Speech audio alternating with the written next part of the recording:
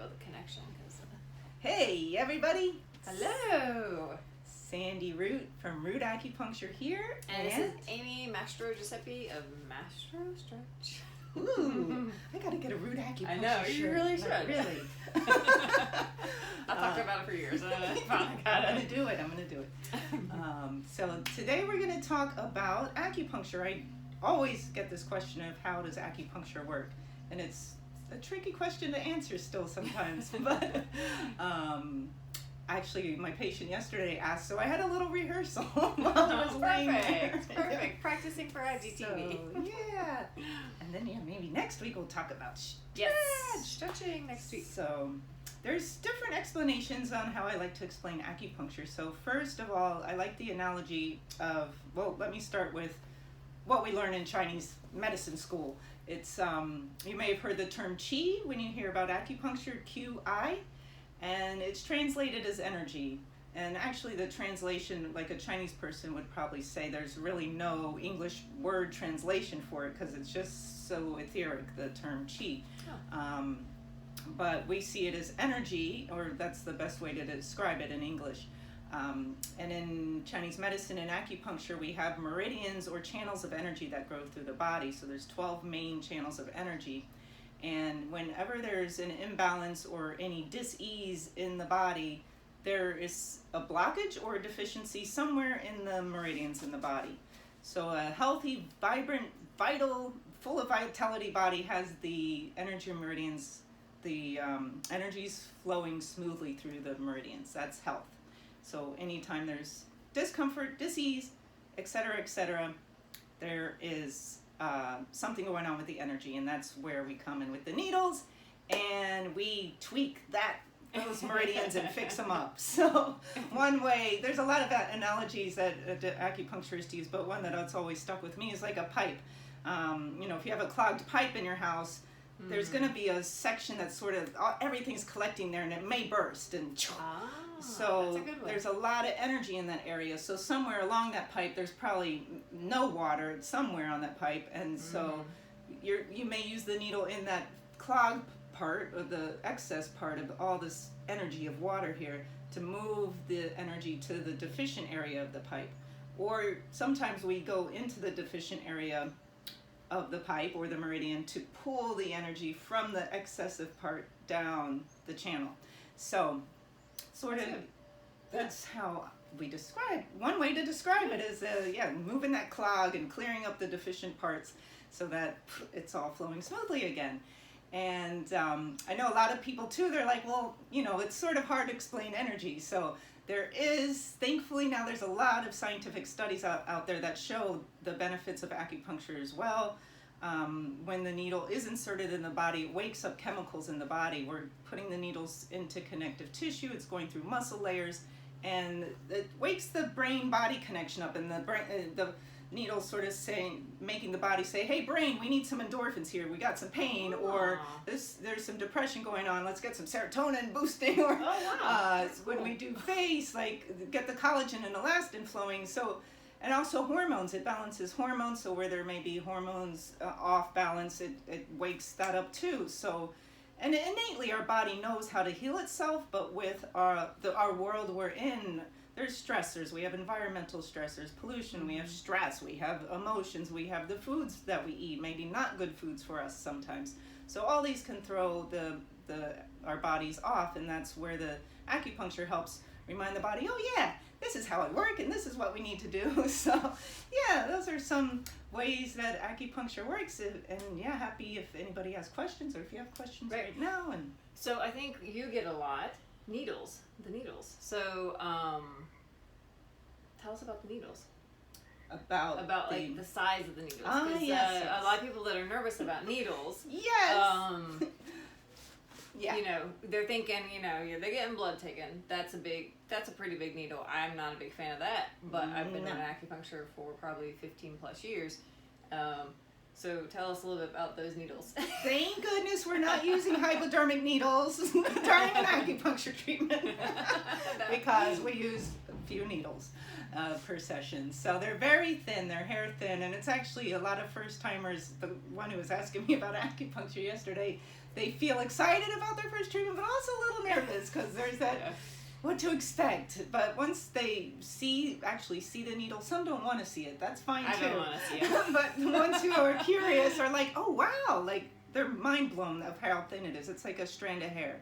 I shared a photo on Instagram probably a few months ago, where there was a picture of the acupuncture needles inside of a hypodermic needle. So essentially can fit about 10 acupuncture needles inside a hypodermic needle. So and hypodermic is what they use to take blood. Yes, okay. Exactly. Yeah, the hypodermic is the one for the blood. So essentially, yeah, you can imagine how thin the needles are if you can fit 10 of them within that big fat one. There's nothing to be afraid of. And when it is inserted, it's a lot of times people don't feel it, or you just feel a pinch, like a mosquito bite. That's it.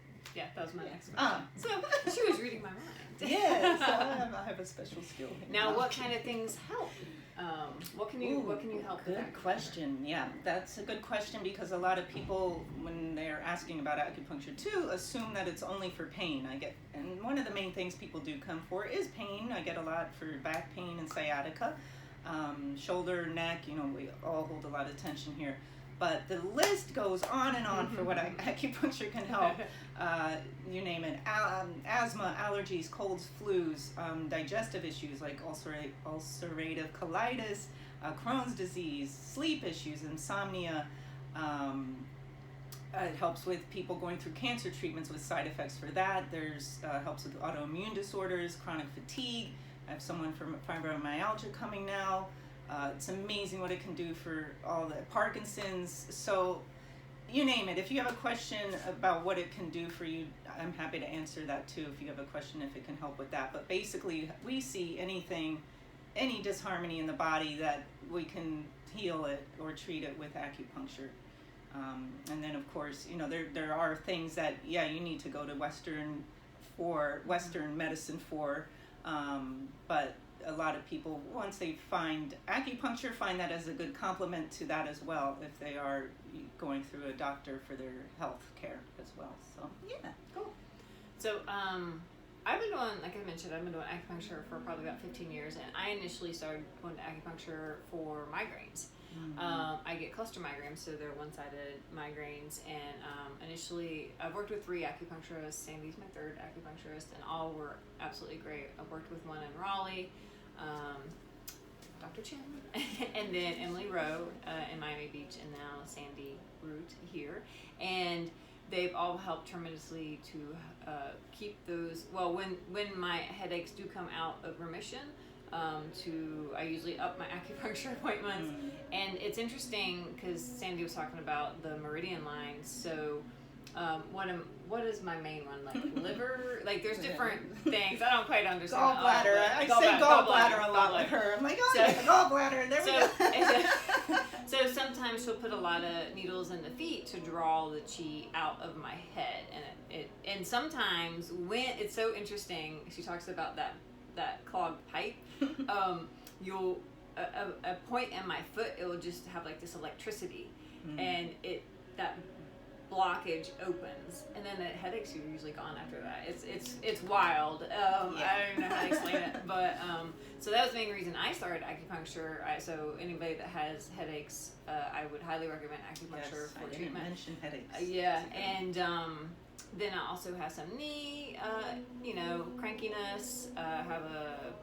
I think I have like a torn meniscus, so sometimes it catches, so that she can put, and it swells up a little bit, so she can treat that. I have a cranky foot. We've been working on the foot a lot.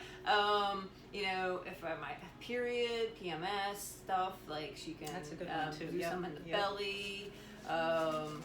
Tension in the neck, that's always great. And she does cupping, and most acupuncturists do cupping or the massage tuina. Yeah, sometimes we use electrical stimulation as well. Yeah. So that's really nice to have the cupping in addition to the acupuncture. So it just helps release some of that tension in my neck and back, in any area that you might have tension. Tendonitis, tendonitis in the elbow, that has helped. So any variety, like every week, and allergies. Oh my God, amazing for allergies. Yes, you mentioned allergies, but allergies are like one of my things, and much better than they used to be, but if I come in congested, it's usually gone by the time I finish acupuncture. So, highly recommend acupuncture. It's my medicine. It's like I go to my doctor every week, and if you can't, do that, but at least once a month or some maintenance level, but you'll feel, a lot less stress, and it's your preventative care. Yeah, it's very preventative relaxing. care. So you'll end up going to the doctor a lot less if you do acupuncture. Almost Very guaranteed true. that, Yeah, right? very preventative indeed. Yeah, and does help with stress and anxiety as well. And as you mentioned, PMS, it's really great for women's health, menopause, infertility, stuff like that as well. Fertility. So, Right. yeah. When did you first start acupuncture? Like, when did you try it? I first tried it when I already had applied to acupuncture school. And I'm like, maybe I should try a treatment before I go. And I actually I think I pulled my quad muscle. Ooh. So I went for that. And I was like, okay, I'm going to go to school. Yep. It's once you, like, it works. I'm going to, you're a believer. It's just an amazing medicine, yeah.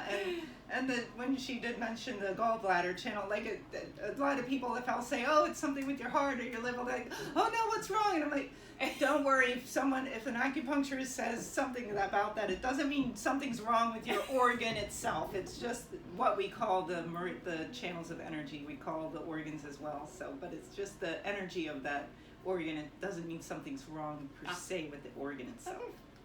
Okay. Good to know. Hey guys. So like Sandy said, if you have any questions, please leave a comment and we'll be more than happy to answer them. And if you've ever done acupuncture and had a positive or I guess negative experience, please let us know in the comments below. That's like no, but down. Oh no, not thumbs down. Down. Like the emoji. Yep. All right, guys. Thanks for watching. Yes. See you next week. Ciao. Bye. Hugs.